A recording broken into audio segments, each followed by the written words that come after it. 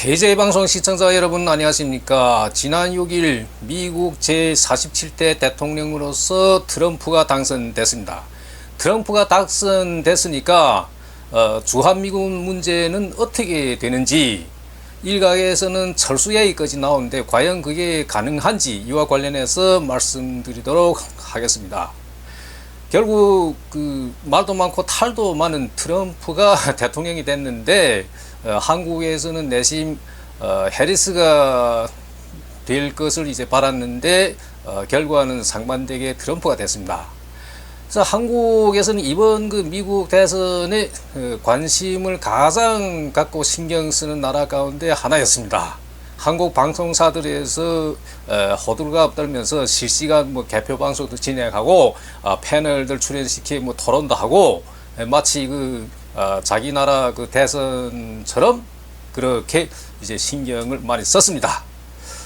결국 트럼프가 됐는데 트럼프의 이미지는 어느 무슨 그 폭력 소식의 두목처럼 그런 무슨 막말도 하고 이 사람은 지금 형사재판도 4건이나 지금 걸렸습니다. 4년 전에 그 바이든한테 지고 이제 불복해가지고 그 팬들이 그러니까 지지자들이 의사당 국회의사당 그 난입하는 그런 사건 때문에도 이제 재판받고 있고 그럼에도 불구하고 트럼프가 당선됐죠. 그럼 왜 미국 사람들은 트럼프를 선택했을까? 거기 뭐 이유가 있을 거 아닙니까? 결과는 그 해리스한테 압도적으로 이제 승리했죠. 그럼 이 사람이 미국 내에서는 인기가 높다는 얘기예요. 그럼 그 트럼프가 인기 높은 비결은 무엇일까? 흔히 우리 트럼프에 대해서 자세하게 잘 모르는 사람들은 그냥 그 겉으로 드러나는 어떤 그 폭력배 같은 이미지 때문에 트럼프 영 아니라 하는데 그 트럼프에 대해 실상을 모르는 사람들의 생각이고 트럼프란 사람은 실제 미국 내에서는 인기가 높습니다. 왜 인기 높은지 크게 두 가지로 요약할 수 있습니다. 이 사람은 정치인이 되기 전에 이미 50대 때부터 무슨 문제 제기했냐? 왜 미국이 오지랖 세계 경찰 노릇을 하면서 그렇게 다른 나라한테 이제 뭐 금전적으로 그렇게 퍼주냐? 우리 미국 사람들 잘 살아야 되지 왜 이렇게 하냐? 이것이 뭐냐면 미국 우선주의라고 그래요. 미국 우선주의. 이 사람이 50대 때부터 이런 주장했어요. 그래서 그 미국 내에서 이 사람 인기가 높아요. 그래서 대선 공약도 그게 4년 전부터 그렇고 4년 전인 게 아니라 그 2016년 대선 그때부터 이 사람이 미국 우선주의를 꺼냈던 사람이에요. 그 다음에 그 다른 하나는 또 뭐냐? 그 불법 이민. 미국에 지금 그 불법 이민자들 많이 가죠. 특히 그 멕시코를 통해서. 근데 이 트럼프란 사람은 민주당과 반대로 민주당은 그 이민자들을 포용하는 쪽으로 이제 방향을 이제 선택하고 이 트럼프는 반대하는 쪽으로 이제 그 선택하죠.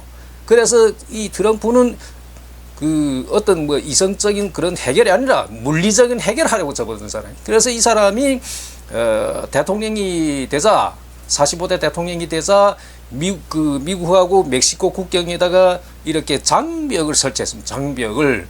이 장벽의 높이가 이게 얼마 되냐면 이 높이가 9.15m입니다. 9.15m. 굉장히 높죠. 이거 무슨 뛰어넘다는 건 도저히 불가능한 일이죠. 그래서 이게 높이가 9.15. 그 다음에 이 길이가 어떻게 되냐. 이 장벽의 총 길이가 118.5km 뭐 이렇게 됩니다. 굉장히 길죠. 이 현대판 뭐 만리장성이라고 말할 수도 있는. 그래서 여기 든 총 비용이 22억 달러입니다. 26억 달러. 돈도 굉장히 많이 들어갔죠. 그래서 이 불법 이민자를 막겠다고 하는 것은 기존의 그 미국 국민들한테 이제 호감 사는 거죠. 원래 미국이라는 나라는 그 이민자들이 가서 그 뭐 세운 나라입니다. 근데 먼저 간 이민사람 간 사람들이 후에 오는 이민을 막겠다 지금 이런 얘기인데 이거다 아이러니인데 하여튼 이 트럼프라는 사람은 이 불법 이민 이 문제를 이렇게 물리적으로라도 해결하겠다. 그러니까 그 미국 사람들이 뭐 좋아하는 거죠. 그래서 이 두 가지입니다. 하나는 불법 이민 문제, 그 다음에 하나는 미국이 왜 오지랖 넓게 다른 나라에다 그렇게 지원하냐? 미국 사람도 잘 살아야 되지. 그래서 이건 미국 우선주의라고 그러는데 이 사람 이것 때문에 인기가 높습니다. 그러면 이 트럼프가 당선됨으로 하여 한국하고 문제는 뭐냐? 결국 주한미군 문제죠. 주한미군 문제. 주한미군이 지금 현재 28,500명 정도가 지금 한국에 주둔해 있는데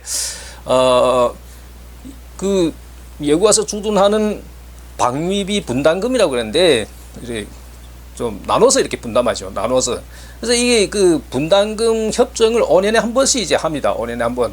그럼 26년 다가오는 2년 후에 지금 5년 되는 해인데 미리 이제 협정해야죠. 그래서 올해 두 차례 협정이 있었습니다. 한미 간에 3월 달에 제11차 협정이 있었고 지난 4일 그 며칠 전에 또 이제 12차 협정이 있었습니다. 그래서 이 협정에서 한국이 그럼 2026년에 8.3%를 증액해서 총 1조 5,192억을 한국이 부담한다.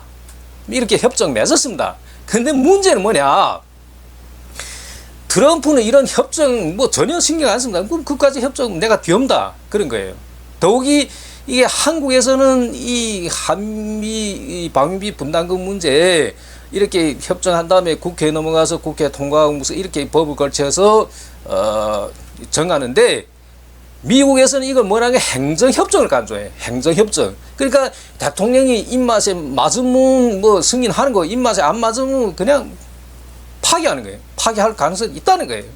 그래서 트럼프 성향에 과거에도 이런 이야기 나왔기 때문에 트럼프는 이거 파기할 가능성이 아주 크다. 지금 이렇게 보는 거죠. 그러면 트럼프는 이거 파기한다. 그러면 어떤 카드를 내둘 것이냐? 한국에다가 니네 14조 14조를 부담해라 이런 거예요. 14조. 그 14조 돈이 얼마예요? 그러면 한국의 고민가 커지는 거죠.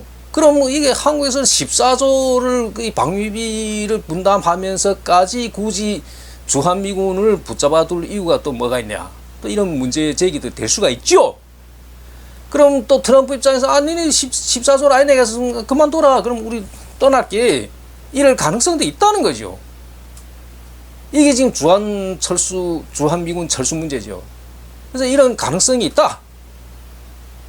그래, 이 트럼프라는 사람은 그 예측 불가의 인물이죠. 이 사람은. 뭐, 기존에 예를 들어 뭐 미국이 무슨 파리 무슨 기후협정 무슨 뭐 이런 다 이 사람 인정 안 해요. 뭐 탈퇴하겠으면 탈퇴하고 이 사람, 이런 사람이에요. 그래서 그 또 일화가 하나 있는데, 4년 전에 이 사람 45대 대통령 때 자기 그 사무상 위에 그런 게 있었답니다. 그 한미 FTA 파기라는 그런 문건이 있었대요. 그 FTA라는 게 자유무역 협정이라는 건데 한국과 미국 사이 자유무역 협정 그거 이 사람 파기하겠다. 그런 문건을 이제 그 사무상 위에 놨대요.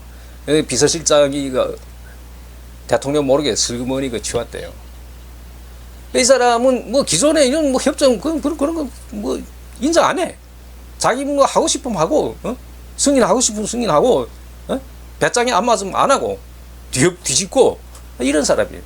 그러니까 한국 입장에서는 불안할 수밖에 없는 거죠.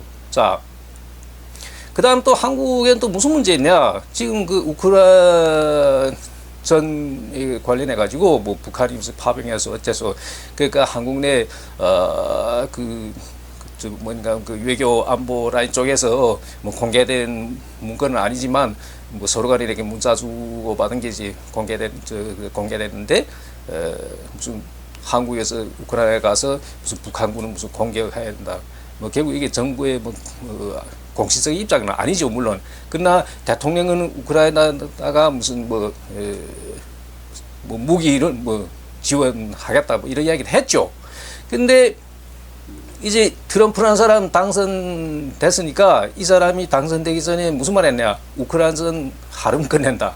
이런 이야기를 했단 말이에요. 그러면 한국이 이 우크라이나전을 통해서 북한을 무슨 코너에다 몰래던 계획이나 어떤 작전들이 다 무산되는 거죠. 다 물거품 되는 거죠. 그래서 여러모로 이제 그 트럼프가 대통령이 됐기 때문에 한국 입장에서는 난처한 게 한두 가지가 아닙니다. 한두 가지 아니에요. 그래서 결국은 그 가운데서 가장 큰 문제가 지금 뭐 주한미군 문제인데, 앞으로 이건 두고 봐야 되겠죠. 이 큰 숙제입니다. 한국 놓고 말하면. 그러나 이게 뭐 철수한다는 게 뭐 그렇게 또 쉬운 일도 아니고, 미국이 자기네 이익이 있기 때문에 여기다 뭐 미국은 주도시킨 거지, 뭐 한국 일반적으로 보호하려고 뭐 그렇게 주도시킨 건 아니죠. 그 자기네 이익이 있으니까, 국제적인 어떤 그런 이익이 있으니까. 그래서 간단한 문제는 아니지만 한국 입장에서 불안하다, 뭐 이렇게 볼 수밖에 없고, 그 다음에 또 세계적으로 또 불안한 나라는 이스라엘입니다. 이스라엘 그 총리 네타냐후가 왜 지금 그 가자 지구 됐던 뭐 레바논 됐던 그 시리아 됐던 지금 공격은 맹공격을 퍼붓냐? 일설에 의하면 트럼프가 당선되면 이런 걸 못하게 할까봐. 또 트럼프란 사람이 한국의 주한 그 미국 문제처럼 트럼프가 이스라엘에다 그렇게 군사 지원 안 하겠다 이러면 이스라엘은 또 이제 코너에 몰리는 거죠. 그래서 이게 또 그 한국 못지않게 불안한 게 이제 이스라엘, 유대인 국가. 그 다음에 이제 그 트럼프 당선돼서 그 중국하고 또 이제 또 마찰이 클 것인데, 중국하고 문제는 뭐냐? 뭐 여러 가지 가운데 가장 중요한 건 관세 문제입니다. 관세 문제. 트럼프가 이제 공약이 뭐냐면 중국 수입품에 대해서 60%란 관세를 올리겠다. 이러면 결국 무역하지 말자는 얘기죠. 중국 물건은 안 받겠다는 얘기예요. 근데 문제는 뭐냐? 지금 미국 시장의 일상용품들이 거의 다 중국산이에요. 무슨 복장이 됐든, 뭐 애들이 그 노름감이 됐든, 그 다음 뭐 일상 그 생활의 도구 됐든, 마치 그 한국의 그 시장이나, 그런 다이소, 이런 물품들이 뭐 전부 중국산인 것처럼 미국도 마찬가지예요. 근데 이것을 60%로 올림으로 하여 중국 물건 안 받겠다. 그렇게 되면 미국 시장 혼란이 오겠죠. 결국 이게 쉬운 문제는 아닙니다. 그러나 이렇게 또 무역싸움 할 것이라는 거지. 그러면 미국하고 중국이 결국 무역싸움 하면 가운데 끼이는 건 또 뭐냐? 또 한국이에요. 이런 걸 두고 무슨 고래 싸우면 뭐 새우 등 터진다 뭐 이런 이야기를 하죠. 그래서 결론적으로 말씀드리면 트럼프라는 사람이 당선돼 가지고 이 사람은 예측 불가의 인물이기 때문에 세상이 시끄러워질 것이다. 그 중에서도 한국에는 이 주한미군 문제가 가장 큰 이제 이슈로 떠오를 것이다. 오늘 이 정도로 말씀드리겠습니다. 많은 시청 바라겠습니다. 감사합니다.